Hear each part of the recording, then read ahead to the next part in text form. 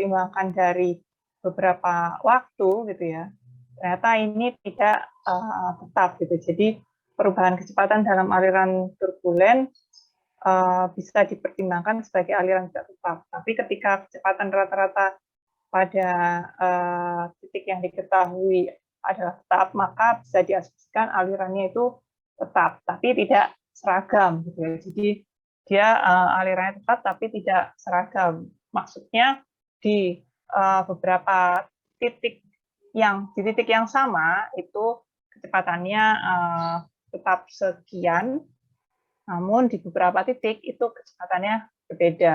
Gitu ya. Jadi bisa dibilang seperti itu. Untuk membedakan, kita perlu menghitung angka Reynolds-nya, jadi Reynolds number.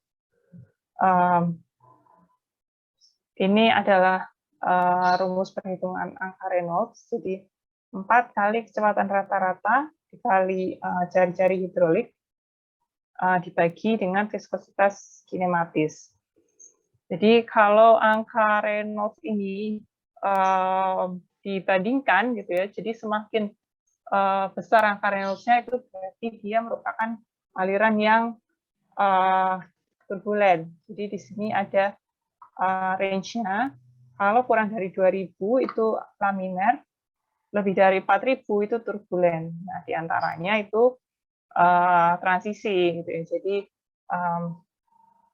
sebenarnya itu bergantung pada faktor lain yang mempengaruhi, tapi bisa kita bilang juga sebagai aliran transisi. Jadi dari yang laminer tapi lebih kuat dari laminer sehingga dia menuju ke turbulen.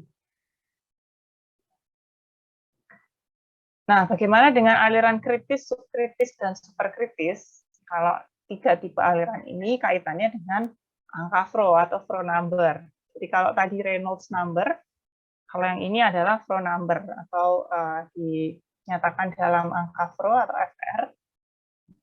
Sama-sama nggak berdimensi ya angkanya, jadi memang angka saja. Froh number ini adalah kecepatan dibagi akar G dikali L, di mana kecepatan ini dalam m/s, terus G ini dalam meter per second kuadrat, L ini dalam meter gitu ya, panjang. Untuk bilangan Froh atau Froh number ini bisa dikatakan bahwa jika untuk saluran terbuka, panjang karakteristik itu bisa dinyatakan dalam kedalaman hidrolik. Jadi bisa diubah rumusnya menjadi Froh number sama dengan V dibagi akar GD. Atau ketika aliran tersebut kritis, jadi Froh number itu sama dengan 1. Nah, di situ bisa kita lihat bahwa kecepatan aliran kritis itu adalah akar G dikali D, di mana akar G dikali D ini adalah kecepatan rambat gelombang dari gelombang gravitasi yang terjadi dalam aliran dangkal.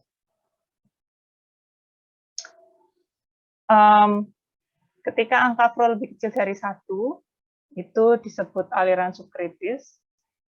Jika dalam kondisi ini, maka kecepatan aliran ini lebih kecil daripada kecepatan rambat gelombang.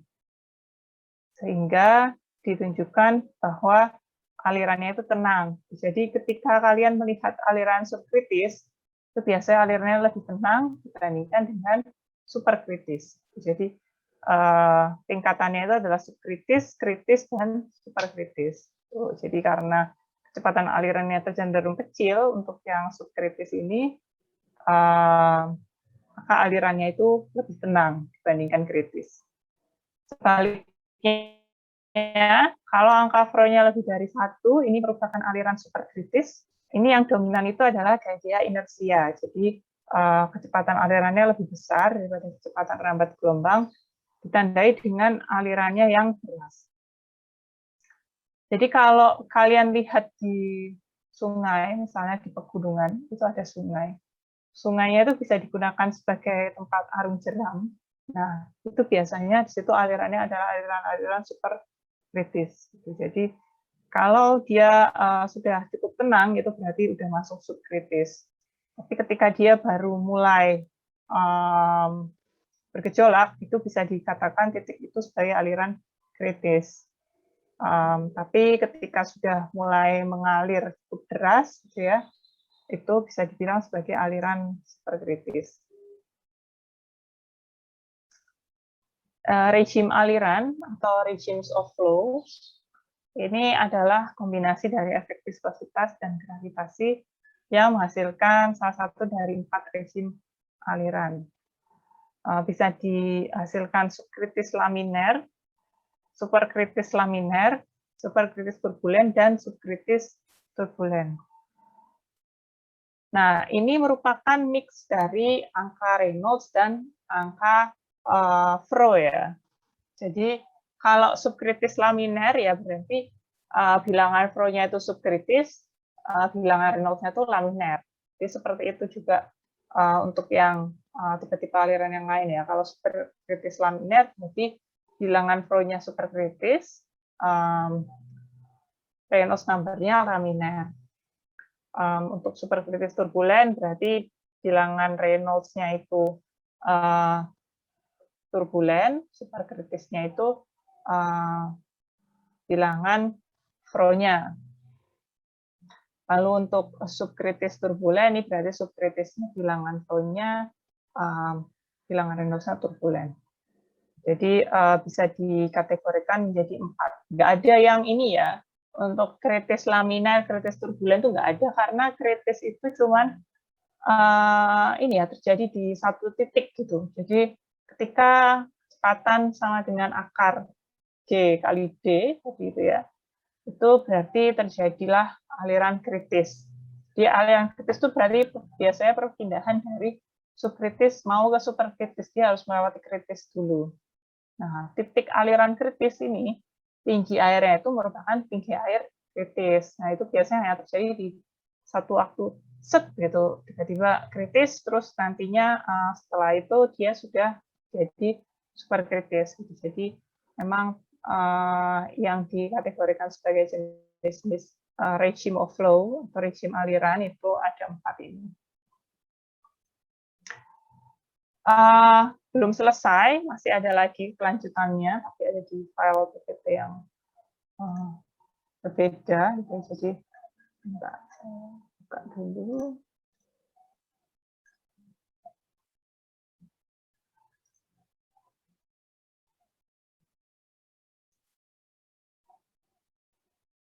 Atau mungkin ada pertanyaan dari PPT yang sebelumnya tadi mengenai seragam, tidak seragam, tetap, tidak tetap, laminer, turbulen, kritis, subkritis, superkritis.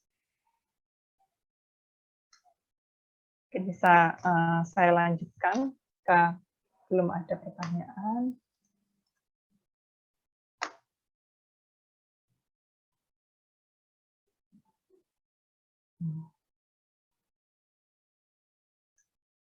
Oke. Ya, jadi ini lanjutan dari prinsip dasar hidrolika. Ada 2 subbab, pembagian kecepatan di dalam penampang saluran sama pembagian tekanan di dalam penampang saluran. Ini erat kaitannya dengan praktikum kalian yang bernama current meter. Jadi nanti ada, mungkin kalian kemarin juga sudah lihat di pengenalan praktikum ya mengenai current meter ini. Di situ nanti ada tugas di mana kalian diminta membuat diagram kecepatannya di satu penampang saluran, yaitu penampang saluran yang ada di laboratorium itu yang kalian tonton videonya. Nah, di situ kalian diminta membuat garis isofel, di mana garis tersebut menyatakan bahwa di titik-titik tersebut itu kecepatannya sama. Nah, di sini akan kita lihat sebagian kecepatan di dalam penampang saluran itu seperti apa.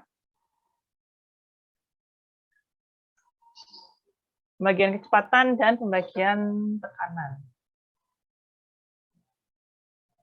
Ya, jadi diharapkan setelah ini kalian bisa memahami pembagian kecepatan arah vertikal dan horizontal, lalu bagaimana cara menggunakan kecepatan rata-rata untuk perhitungan, koefisien koreksi alfa beta, dan bagaimana menghitungnya. Nah, pembagian kecepatan, ini kita pertama-tama membahas kecepatan terlebih dahulu, setelah itu membahas mengenai tekanan. Jadi, adanya permukaan bebas dan geseran sepanjang dinding dan dasar saluran menyebabkan kecepatan di penampang saluran tidak merata. Jadi, bisa kalian lihat bahwa ketika suatu saluran itu mengalir, misalkan kalian lihat salurannya dari atas ya, ini kan, jadi dia airnya mengalir ini. Nah, ketika dia mengalir, otomatis kecepatannya itu air tersebut mengenai dinding. Ini kan dinding saluran ya, yang sebelah sini. Di sini juga dinding saluran. Otomatis kecepatannya itu akan berbeda antara daerah yang terkena dinding dengan yang tidak terkena dinding. Makanya diagram kecepatannya itu menjadi seperti ini. Jadi kecepatannya maksimal itu biasanya ada di titik tengah saluran, di mana yang di pinggir-pinggir ini itu dia kena kayak gesek dari sini gitu ya. Jadi kayak gesek dari dinding salurannya. Ini kalau dari dilihat dari atas ya, jadi dilihat sebagai denah. Kecepatan maksimum terjadi di dekat permukaan air sekitar 0,05 sampai 0,25 dari kedalaman aliran. Makin dekat dengan dinding saluran, makin dalam letak kecepatan maksimum gitu. Jadi ketika penampangnya dipotong cross section, contohnya kalau yang tadi dari denah, ini dari cross section gitu ya. Jadi di sini dasar saluran, di sini permukaan airnya. Dianggap aja ini garisnya lurus. Terus alirannya itu seperti ini. Nah, otomatis di sini bisa kita lihat diagram alirannya itu nanti akan seperti ini gitu ya. Jadi iya, kurang lebih seperti ini. Jadi di bawah itu karena dia terkena dasar saluran, maka agak berkurang gitu kecepatannya. Sedangkan di sini kecepatannya tergolong besar. 0,25 dari kedalaman aliran. Misalkan ini H, berarti di sini 0,25. Sini 0,25. Yang di bawah ini 0,75. Itu kurang lebih.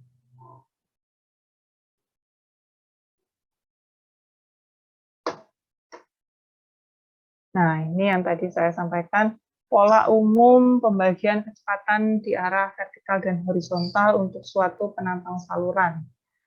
Jadi ketika kalian punya penampang persegi, ya, nah di sini ketika penampang persegi kalian untuk punya aliran, ini kalian anggap alirannya itu arahnya adalah dari titik muka kalian masuk ke dalam ini ya, gambar ini ya. Jadi bisa dilihat arah ke sana. Nah, maksimalnya itu ya di sini gitu ya. Jadi di bagian tengah gitu, bukan di bagian pinggir yang terkena tebing saluran. Sama halnya dengan ketika saluran tersebut ditinjau searah sumbu X. Jadi ini ketika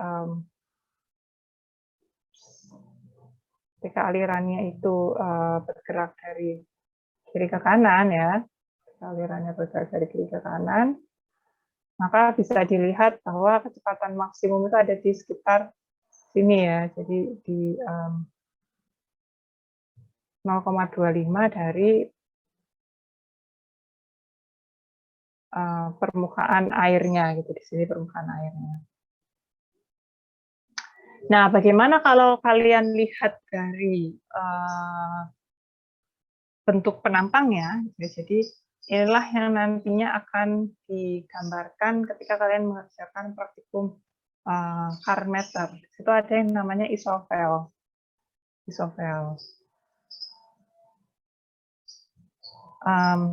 hal-hal yang memiliki nama ISO itu pasti memiliki bla bla bla yang sama gitu ya. Misalnya isobar, bar itu tekanan, berarti isobar adalah tempat di mana tekanan udaranya sama gitu ya. Nah, isovel ini, vel itu velocity, jadi titik di mana kecepatannya itu sama. Di sini bisa kalian lihat yang kecepatannya besar itu di bagian tengah ini 1,2. Terus makin keluar makin kecil, ini 1,1, ini 1,0, ini 1,9. Sampai yang paling kecil, paling luar ini 1,8.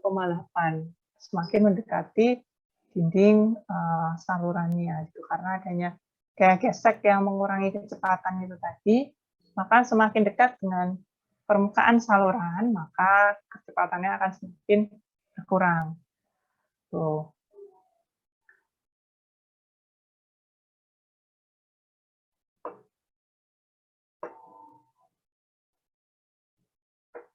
Bagaimana dengan penampang lain? Kurang lebih sama, tidak jauh berbeda. Ini untuk penampang segitiga, untuk penampang trapesium, kurang lebih sama ya. Jadi pasti titik di mana dia terjauh dari permukaan saluran itu adalah kecepatan yang terbesar, gitu. Karena ya itu tadi pengaruh gesekannya sudah jauh gitu ya, tidak dekat lagi. Jadi tidak terlalu dikurangi gesekan sehingga kecepatannya bisa semakin besar. Itu bisa dilihat di sini bagian yang terdalam ini kecepatannya bisa sampai 2 gitu ya. Ini 2, terus agak luar dia 1,5, terus ini yang D1. Sini juga ini 2, terus ini 1,5, ini 1, ini 0,5. Jadi tipikal ya, jadi yang paling besar itu yang berada di tengah-tengah itu.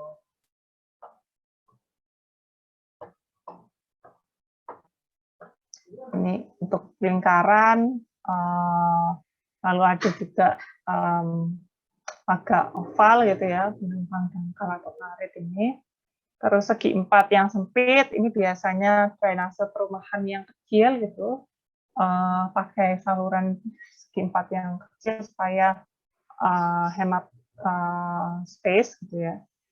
Sama penampang alam tidak teratur, ini contohnya sungai. Jadi prinsipnya sama, semakin mendekati permukaan aliran, maka kecepatannya semakin mengecil gitu persebarannya. Ya, silahkan. Arsitektonal. Ya, permisi Bu. Mungkin saya mau izin bertanya Bu, kalau kadang kan misalnya di laut itu sering Bu, kalau misalnya ada suatu musibah gitu lagi tim SAR mencari itu kan kadang kendalanya itu karena katanya arus bawah lautnya itu kencang Bu. Itu kalau di laut sendiri itu bagaimana Bu pembagian arusnya gitu Bu? Oke, kalau di laut, jadi ini kita ngebahasnya memang penampang saluran yang dangkal ya. Jadi contohnya sungai pun itu yang sungai yang dangkal. Bagaimana jika di laut? Kalau di laut itu tidak hanya kecepatan yang berpengaruh, tapi juga tekanan di dalam airnya gitu. Karena semakin dia semakin dia kedalamannya besar, maka tekanannya akan semakin besar. Meskipun di bawah itu kecepatan alirannya bisa saja lebih kecil daripada di ini ya, di permukaan laut. Misalkan kalau kalian lihat permukaan laut itu ombaknya gede gitu ya. Bisa saja di bawah itu dia sebenarnya nggak ada ombak, di bawah itu lagi tenang-tenang aja, tapi ombaknya ada di atas. Seperti itu juga bisa. Cuman yang perlu digarisbawahi karena kedalaman laut itu sangat besar ya jika dibandingkan dengan sungai ya, bisa sampai bahkan kedalamannya bisa sampai puluhan meter atau bahkan ratusan gitu kan ya.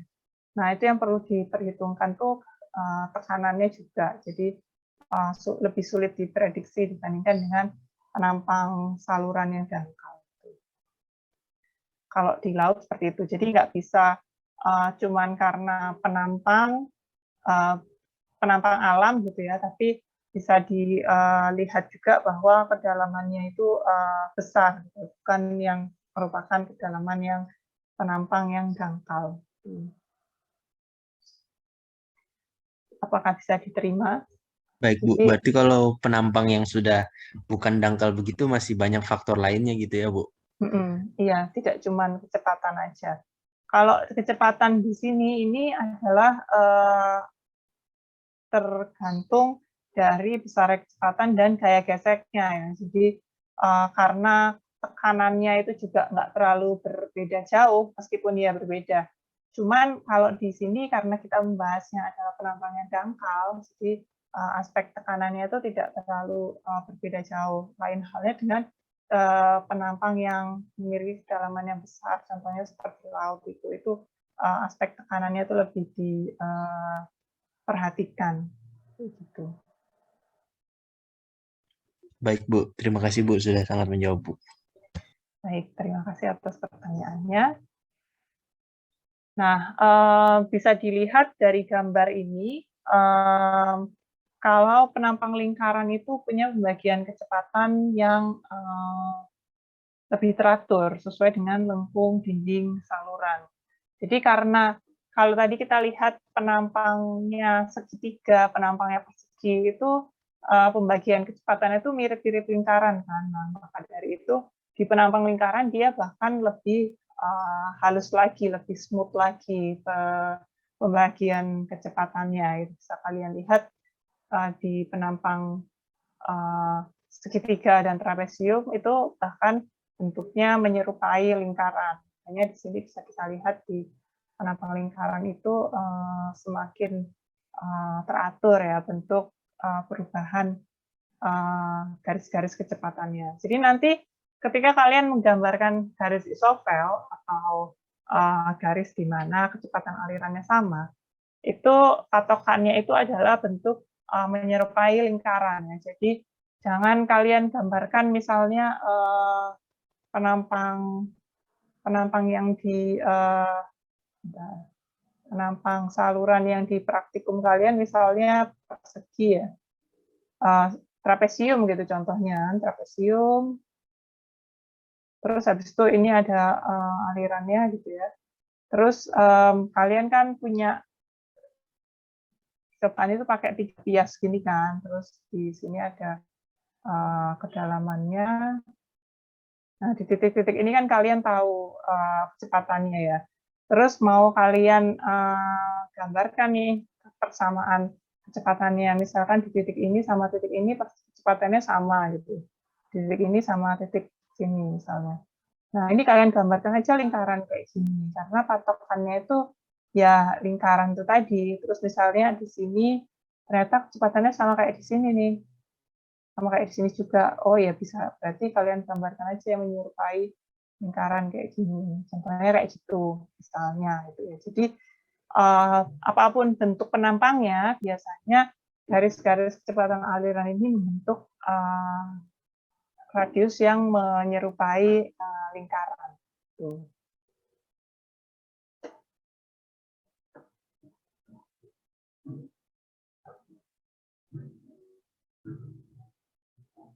Nah, karena pembagian kecepatan yang, oh ya silakan, Ricky. Ya Bu, maaf izin bertanya Bu. Tadi yang kecepatan itu Bu, yang garis lingkaran, itu cara tahu radiusnya itu gimana Bu? Maksudnya titik pusat untuk gambarnya? Nggak bisa tahu sih, kalau di titik itu kita nggak mencoba ya. Jadi misalnya kalau di percobaan current meter itu kan kalian mencobanya di 3 titik ya. Seingat saya seperti ini percobaannya kan.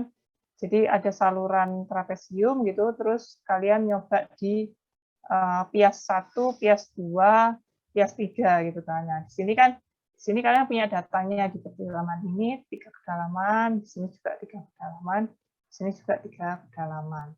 Nah, di titik-titik ini aja nih kalian punya datanya, sedangkan di titik lain kan kalian nggak punya.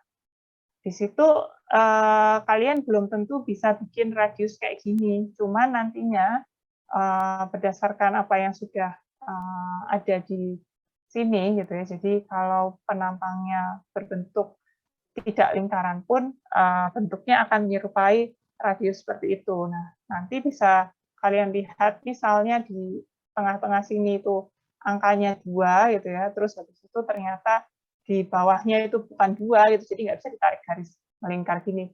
Ya kalian bikin garis melingkar aja tapi nggak sampai ke titik yang bawahnya kayak gitu. Jadi biasanya di tengah itu memang pusatnya itu ya di situ gitu ya. Kalau alirannya dalam penampang yang teratur, lain halnya dengan penampang yang tidak teratur. Jadi kalau tidak teratur, radius tengahnya itu bisa geser kayak yang ini contohnya. Ini kan dia punya titik tengah itu enggak di tengah ya, agak ke sebelah kanan gitu ya, enggak di tengah-tengah penampangnya.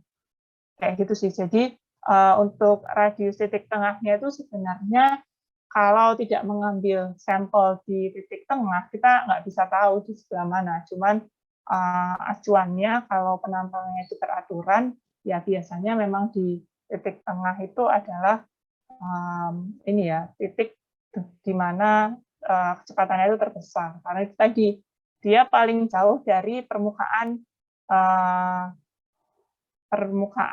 penampang salurannya gitu ya. Jadi karena di sini ada faktor gesekan yang besar, otomatis semakin mendekati penampang salurannya, maka akan semakin kecil kecepatannya. Makanya kecepatan terbesar itu biasanya berada di tengah.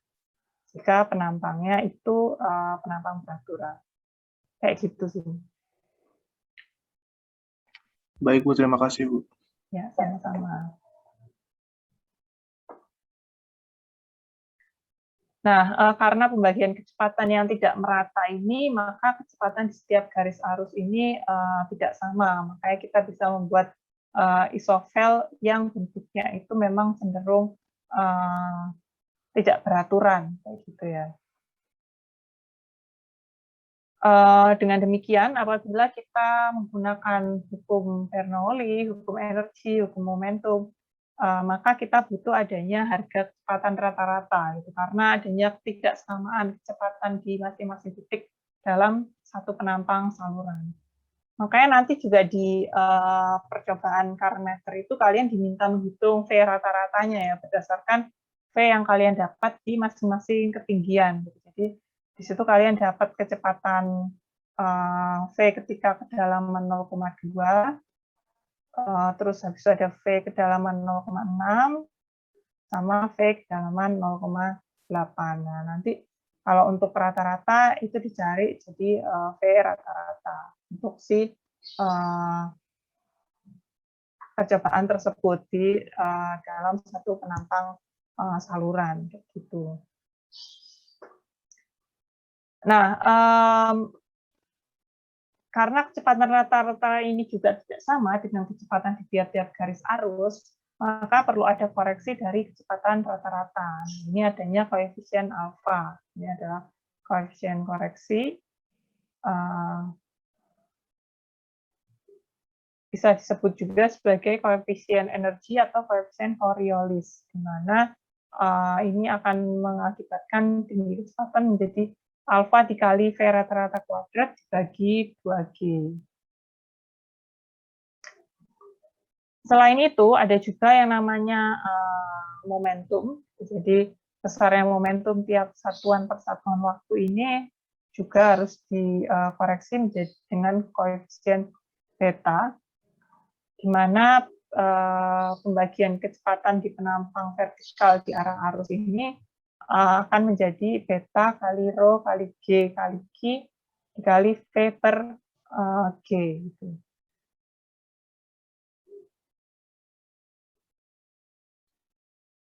Nah, yang dimaksud dengan efek dari momentum itu ini ya, apa namanya, persebaran kecepatan yang seperti ini.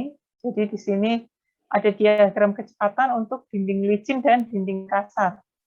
Jadi bisa kalian lihat yang dimaksud dasar dinding licin dan kasar itu pengaruhnya di kecepatan itu seperti ini. Jadi semakin licin dindingnya, maka lengkungnya itu akan semakin landai gitu ya. Gimana ya bilangnya? Jadi kalau yang dasar kecepatan dasar alirannya itu licin itu, maka lengkung kecepatannya itu menjadi lebih mendatar dibandingkan dengan lengkung kecepatan ketika dasarnya kasar. Kenapa bisa seperti ini?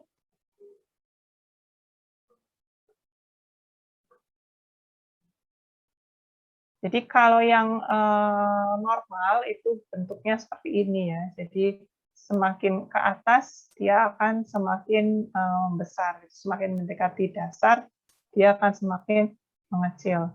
Nah kalau permukaannya itu kasar seperti ini, di bagian atas dia akan mengecil kembali ya. Jadi ketika dasarnya itu kasar, otomatis koefisien gesekannya itu akan semakin besar, gitu ya, sehingga nantinya juga akan berpengaruh ke pembagian kecepatannya. Jadi kecepatan terbesarnya itu bukan berada di bagian atas permukaan air, tapi berada di tengah-tengahnya, gitu ya. Jadi sekitar 0,05 sampai 0,25 dari kedalaman totalnya itu ketika dasarnya kasar. Untuk mencari nilai alfa dan beta ini untuk koreksi kecepatan dan momentum tadi, ini bisa digunakan nilai. Nah, ini adalah kecepatan rata-rata pada suatu diagram kecepatan. Jadi di sini bisa dilihat kecepatan rata-ratanya di satu diagram kecepatan dengan menggunakan kecepatan di ketinggian yang kedalaman yang berbeda gitu. Jadi di sini ada V, ada U, di mana U ini adalah selisih dari V dan lambda. Dan lambda ini merupakan efek dari adanya gesekan di saluran tersebut.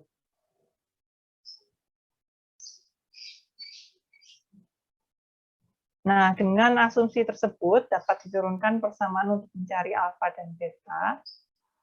Di sini bisa kita lihat Q sama dengan V kali A, di mana V-nya ini adalah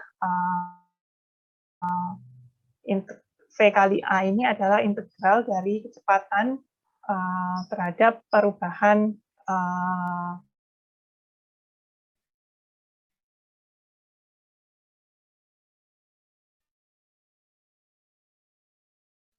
luas gitu ya. Jadi karena V-nya katakan bahwa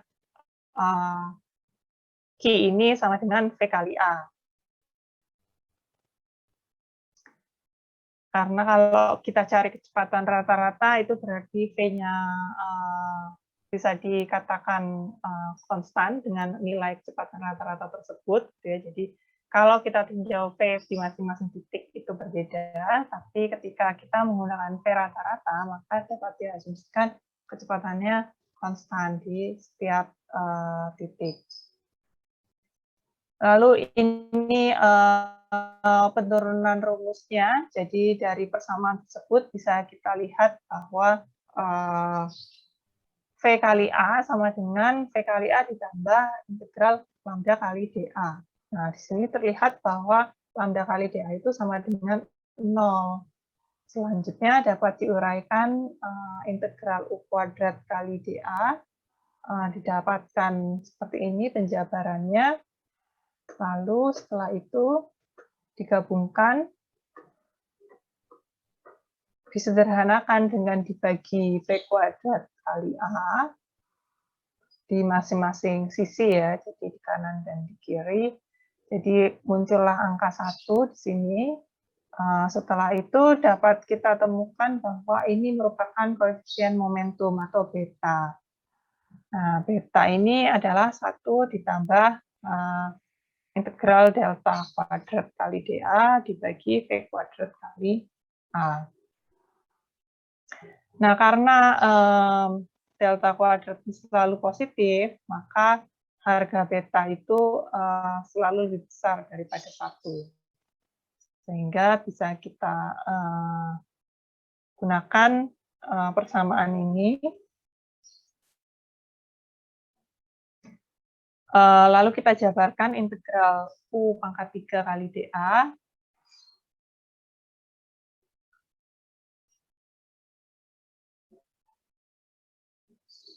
Nah, karena lambda ini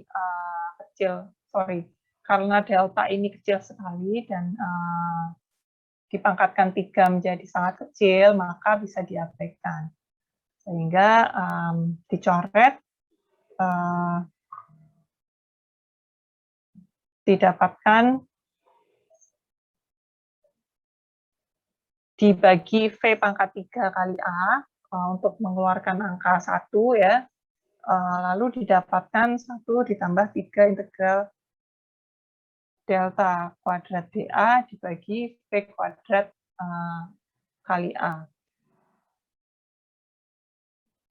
Dari persamaan ini diperoleh bahwa yang tadi kita dapatkan itu merupakan nilai alfa, di mana itu merupakan 1 ditambah 3 integral delta kuadrat kali dA dibagi V kuadrat kali A. Nah, dari sini kita peroleh bahwa A itu ternyata sama dengan 1 ditambah 3 kali beta min 1. Gitu ya. Jadi di sini adalah nilai beta min 1 dikali 3. Dan ternyata bisa kita lihat relationship dari alfa dan beta ini adalah alfa sama dengan 3 beta dikurangi 2. Karena di sini setelah ditambah 1 dikurangi 3, jadi dikurangi 2. Alfa ini merupakan koefisien energi. Jadi untuk alfa itu koefisien energi, beta itu merupakan koefisien momentum. Angka alfa ini juga selalu lebih besar daripada 1. Maka koefisien energi dan koefisien momentum ini dapat digunakan untuk persamaan energi dan persamaan momentum. Jadi penggunaannya nanti akan kita lihat di contoh. Jadi sekarang kita masuk ke pembagian tekanan. Kalau tadi kita membahas pembagian kecepatan, sekarang kita masuk ke pembagian tekanan. Jadi tekanan ini rumusnya adalah Rho kali G kali H. Jadi kalian bisa lihat dari rumus ini bahwa tekanan itu akan semakin besar jika kedalamannya semakin besar, ya. H-nya semakin besar. Makanya tadi sempat saya sampaikan di awal, ketika saluran tersebut itu merupakan laut gitu ya, memiliki kedalaman yang tinggi, sebenarnya concern-nya bukan di kecepatan tapi di tekanannya gitu ya. Untuk suatu saluran dengan kemiringan yang kecil, tekanan di satu titik dalam aliran air dapat diukur dari tinggi permukaan air di suatu kolom piezometrik yang dipasang pada titik yang diukur seperti pada gambar berikut ini. Jadi perlu diperhatikan di sini adalah ketika saluran tersebut kemiringannya kecil, maka grafik piezometrik ini dipasang pada posisi yang tegak lurus ya. Jadi dia tidak ikut miring terhadap salurannya. Dan di sini juga bisa kita lihat pembagian tekanan pada saluran dengan kemiringan yang kecil. Dan di sini nantinya akan ada theta, di mana itu merupakan kemiringan dari saluran tersebut.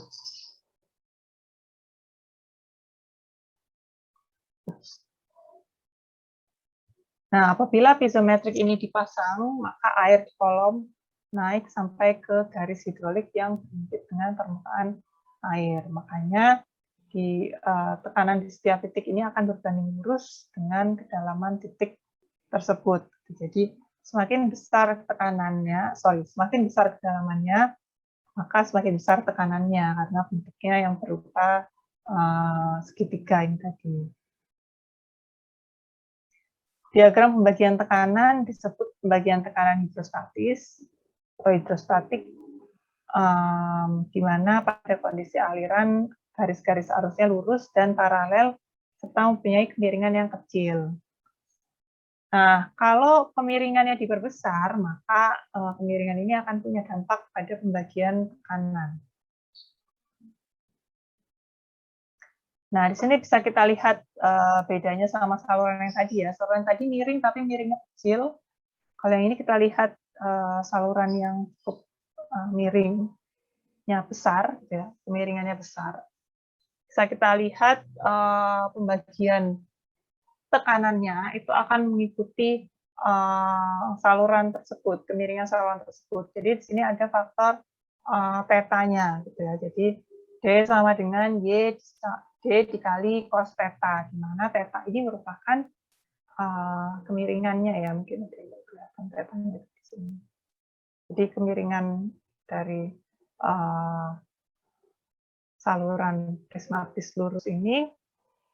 Di sini kita bisa lihat bahwa D sama dengan Y cos theta. Untuk tetanya bisa dilihat di sini, di bagian dasar salurannya, berapa kemiringannya antar dinding dasar saluran dengan datumnya.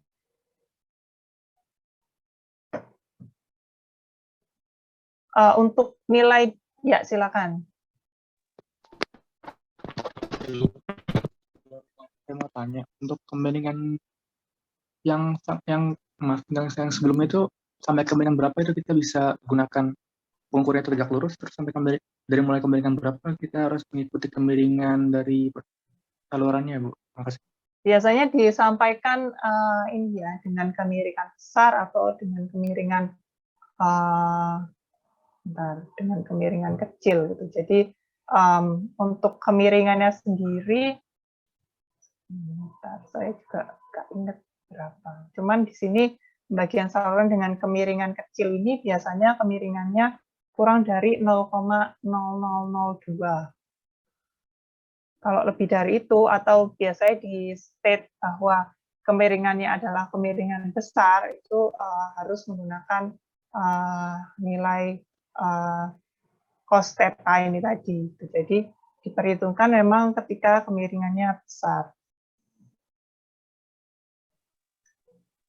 Di sini ada keterangannya. Nah, ini kemiringan kecil itu diambil apabila sudutnya tidak lebih dari 6 derajat. Kalau lebih dari 6 derajat, maka dikatakan bahwa sudutnya itu kemiringannya besar dan harus pakai rumus yang cos theta tadi. Jadi bisa diambil dari situ ya. Jadi suatu kemiringannya nantinya akan diketahui itu berapa derajat itu sudutnya, dan situ bisa diambil kesimpulan sendiri itu sudutnya termasuk yang besar atau kecil. Atau di soal juga biasanya diketahui saluran dengan kemiringan kecil, yaitu berarti kecil, atau enggak saluran dengan kemiringan besar sebesar sekian derajat, itu berarti kemiringan besar, kayak gitu. Oke, kita balik ke sini dulu. Apakah terjawab ya? Halo? Iya, Bu. Oke. Ya, jadi untuk ketika misalkan mendapatkan soal gitu, nanti di soal dikatakan bahwa kemiringannya kecil atau besar, itu biasanya disampaikan juga, atau enggak ketika tidak dikatakan seperti itu, bisa kalian lihat besar tetanya berapa, gitu ya. Jadi ketika tetanya itu 10 derajat misalnya, oh itu berarti sudah lebih dari 6 derajat dan bisa digunakan ini ya, apa namanya, perhitungan yang seperti ini, yang memperhitungkan nilai tetanya juga. Jadi di sini kita bisa lihat ketinggian, kedalaman airnya.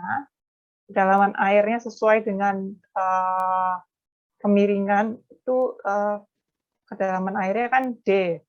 Nah, kita harus tahu proyeksi kedalaman alirannya itu terhadap sumbu Y yang dipengaruhi oleh kemiringan. Makanya kita di sini pakai D sama dengan Y cos theta, di mana Y ini adalah kedalaman ketika dia ditinjau dari sudut tegak lurus terhadap datum. Gitu ya. Jadi di sini kita lihat bahwa Y itu adalah kedalaman yang tegak lurus datum, sedangkan D itu adalah kedalaman yang tegak lurus dasar saluran. Jadi jangan terbalik. Di sini dari gambar kita bisa lihat jumlah tekanannya, terus besar tekanannya, atau kita bisa juga mengetahui H sama dengan D cos theta atau D sama dengan Y cos,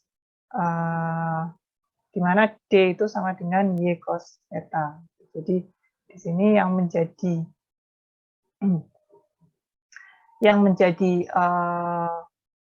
kunci itu adalah kedalaman Y itu adalah kedalaman dari air tersebut terhadap titik datum ya, tegak lurus datum, bukan dasar saluran yang dimiringkan. Menurut hukum hidrostatis, P itu sama dengan gamma dikali H, di mana H itu bisa disebut P dibagi gamma. Nah, di sini bisa kita dapatkan juga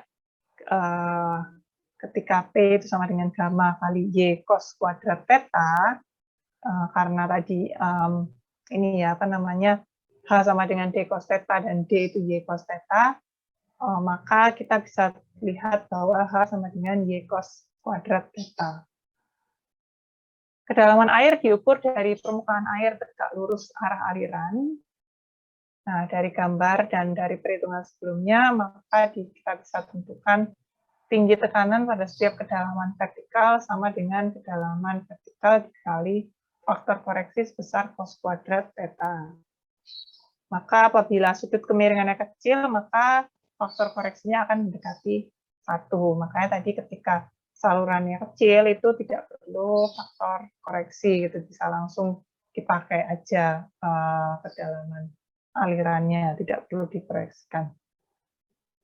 Di dalam praktek, tetanya diambil tidak lebih dari 1, ini tidak lebih dari 6 derajat, ini dimaksudkan sebagai dalam kemiringan kecil, sedangkan ketika lebih dari 6 derajat itu sudah dikatakan kemiringannya besar.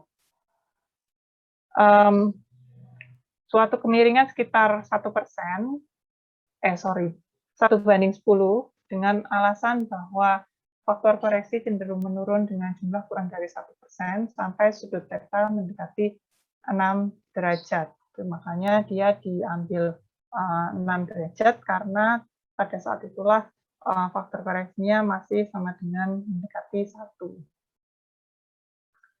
Nah, kalau dasar salurannya bentuknya lengkung, maka garis arusnya juga pasti melengkung. Jadi ini disebut juga sebagai aliran kurvilinier. Sedangkan untuk efek dari lengkungan tersebut ini pada komponen percepatan atau gaya sentrifugal tegak lurus ala aliran menyebabkan perubahan pada diagram pembagian kecepatannya. Nah, ini contoh dari aliran melengkung ya. Jadi ketika aliran tersebut melewati daerah yang tidak datar, ya. Jadi ini bukan kemiringan, tapi lengkungan. Contohnya di sini adalah jika dasarnya cembung, maka ada yang namanya gaya sentrifugal. Nah, gaya sentrifugal ini berlawanan dengan gaya gravitasi, karena dia arahnya ke atas. Ya. Maka menyebabkan tekanan lebih rendah daripada tekanan hidrostatis. Sehingga di sini bisa kita simpulkan H sama dengan HS dikurangi C, di mana C ini adalah gaya sentrifugal. Ketika dasarnya cekung, maka gaya sentrifugal bekerja searah dengan gravitasi, sehingga dia menambah besarnya tinggi tekanan yang melebihi tekanan hidrostatis. Makanya H-nya adalah HS ditambah C, di mana HS ini adalah tekanan hidrostatis, Dan C ini adalah gaya dari sentrifugal ini tadi. Yang bisa digunakan untuk mengukur tekanan ini adalah pipa piezometer. Jadi nanti di pipa piezometer itu terlihat cairan piezometriknya itu berada di skala berapa gitu untuk tekanan di saluran tersebut. Jadi bisa dilihat pembagian tekanannya masih tetap segitiga ya, cuman di sini bisa dilihat bahwa segitiganya cenderung berubah gitu ketika sebelum dan sesudah dia melengkung. Jadi kalau dia nggak melengkung, itu bentuk bentuk tekanannya itu seperti yang gamma kali H ini, yang bagian dalam ini, ya, yang ini. Terus ketika dia melengkung, grafiknya menjadi melebar. Ini karena adanya tambahan dari sentrifugal tadi. Namun untuk yang dasarnya cembung, nah bisa kalian lihat bahwa tekanannya berkurang ya. Jadi dari sini karena dikurangi gaya sentrifugal yang awalnya segitiga, maka dia berbentuk agak parabol gitu ya. Jadi AB berubah menjadi AB absen.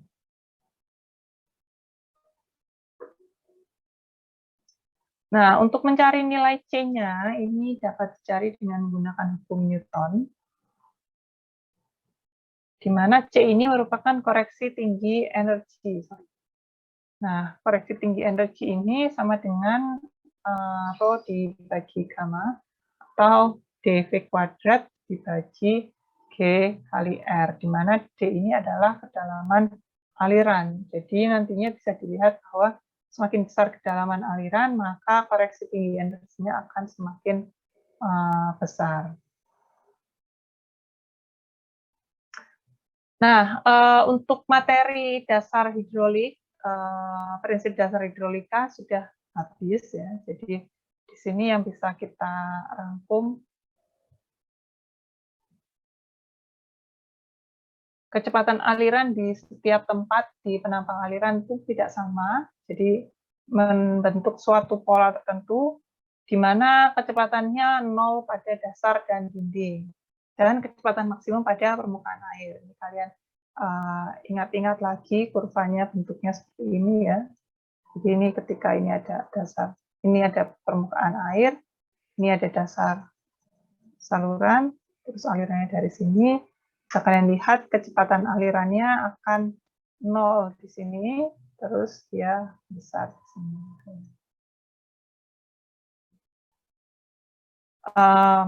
Maksimum pada permukaan air. Ditinjau dari penampang memanjang, pembagian kecepatan di arah vertikal berbentuk parabola. Jadi untuk arah vertikal bentuknya seperti ini.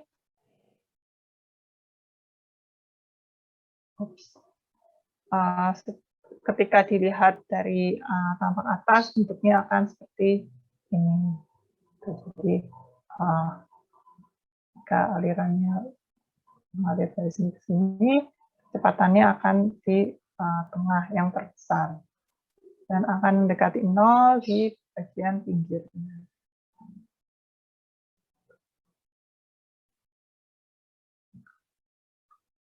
Lalu apabila kecepatan rata-rata yang digunakan untuk persamaan energi, maka diperlukan koefisien energi, dan untuk persamaan momentum diperlukan koefisien momentum. Kayak tadi kita menggunakan alfa dan beta. Pembagian tekanan dalam aliran seragam tegak lurus mengikuti hukum hidrostatik, yaitu berbentuk segitiga. Ini untuk pembagian tekanan. Jadi kalau kecepatan itu bentuknya parabola, kalau tekanan itu bentuknya segitiga, itu perlu diingat, jangan ketuker. Dengan tekanan maksimum pada dasar dan tekanan yang sama dengan 0 pada permukaan air. Ini kebalikannya. Kalau tekanan bentuknya kayak gini, ya, jadi pada dasar itu semakin besar dan di atas itu semakin kecil. Makanya tadi ketika mengarungi laut yang dalam perlu diperhatikan bukan kecepatannya, tapi tekanannya, karena semakin besar kedalaman maka tekanannya akan semakin tinggi. Selain itu, ketika dasar salurannya itu tidak datar, terdapat perubahan bentuk diagram tekanan karena adanya gaya sentrifugal. Jadi bentuknya tidak segitiga lagi, tapi bisa saja berubah menjadi seperti apa ya tadi? Kurang lebih seperti ini ya, begini, terus agak membundar di bawah gitu karena ada gaya sentrifugal. Seperti itu. Ya, untuk modul 1 kita sudah selesai. Jadi sebenarnya modul 1 ini lebih ke prinsip-prinsip hidrolika yang mungkin kalian sudah pernah dapat juga ketika pelajaran fisika saat SMA dulu, dan dibumbui juga mungkin dari kalkulus juga, karena ada beberapa penurunan rumus yang sebenarnya kalian cukup tahu saja, karena nantinya yang kalian akan gunakan adalah hasil dari penurunan rumusnya, gitu, bukan cara menurunkan rumusnya. Untuk modul 1 ini, apakah ada pertanyaan?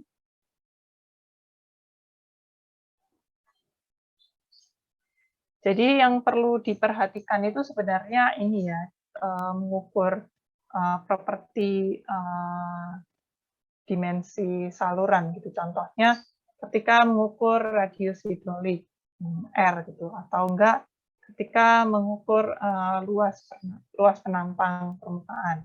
Nah, itu sebenarnya itu basic atau cukup sepele gitu ya, tapi di sini cukup fundamental karena itu nanti yang berhubungan dengan rumus-rumus yang kalian gunakan. Kalian pakai nilai R, kalian pakai nilai A, nilai D, itu harus tahu menghitungnya dengan benar gitu ya. Tapi di sini saya ada latihan, tapi sebenarnya tidak untuk dikumpulkan, jadi hanya untuk jika kalian ingin berlatih atau ingin lihat contoh soalnya.